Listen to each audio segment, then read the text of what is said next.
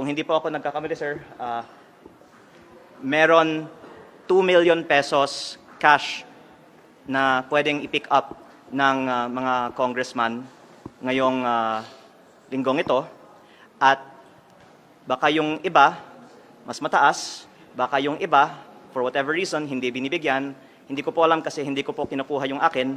Pero mabuti po na malaman ng publiko, may ganitong klaseng mga bonus na nagkataon ay halos kasabay ng approval ng budget. Nung Oktubre din, dagdagan ko po, may 1.5 million pesos na ibinigay sa araw ng pagboto para sa budget. At buwan-buwan, meron pong mahigit kumulang 1 million pesos per member. Ang lumalabas po, ang isang representante ay may 20 million pesos of MOOE at sweldo kada taon. Times 318, ito po ay mahigit 6 billion pesos.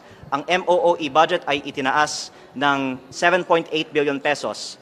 Kaya in some ways po, maaari nating sabihin na ang itinaas ng Kongreso para sa sarili ay napupunta balik sa mga nag-decide na itaas ang sariling budget. Kaya, I think through the parties. So may 2 million nga na Christmas bonus? Kasi sabi ni Kong Erisi wala. Baka sa minority po wala. Kaya nga, ang panawagan ko, transparency. Hindi. Yung sinasabi niyan, 20 Majority. million a year. Majority. Hindi. Sa akin, siguro mga 20 million a year. Wala pa naman akong 1 year, pero kung yung natatanggap ko every month, siguro mga aabutin yan, 20 million a year. Pero ang ginagasta ko para sa district ko, district office, I'm paying district fees. Ang sweldo ng mga tao ko doon sa district, 600,000 a month. Lahat ng mga kailangan doon, supplies, kulang pa yun. And Kaya nga, baka nagdagdag dahil kulang. ang punto ko po ay hindi na mali ito.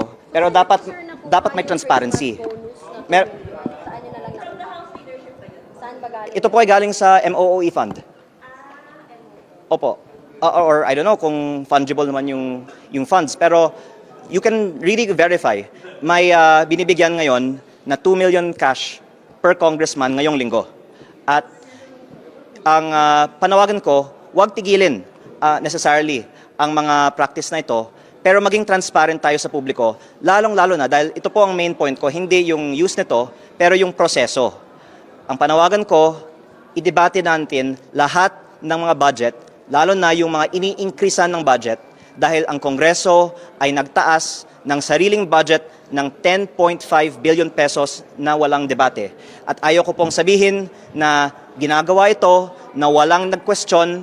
Kaya nagpahayag po ako para lang on the record na hindi ito naaprubahan na walang nag-question. May nag-question pero hindi pinagbigyan tayo na talakayin ito sa Kongreso ngayong araw. Sabi ni Congressman Diviste, may 2 million peso cash for pick-up this week bawat congressman as Christmas bonus. Do you confirm that or do you deny that? I vehemently deny that statement. That's all I've got to say.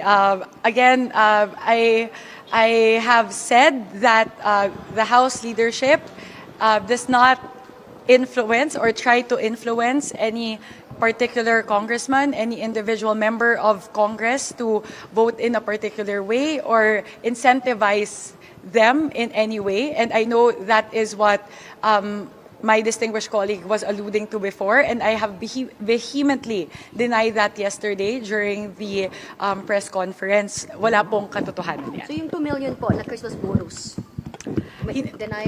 I vehemently deny that. I don't want to speak ill of anyone, especially my colleagues in the House, but that is there is no truth to that at all.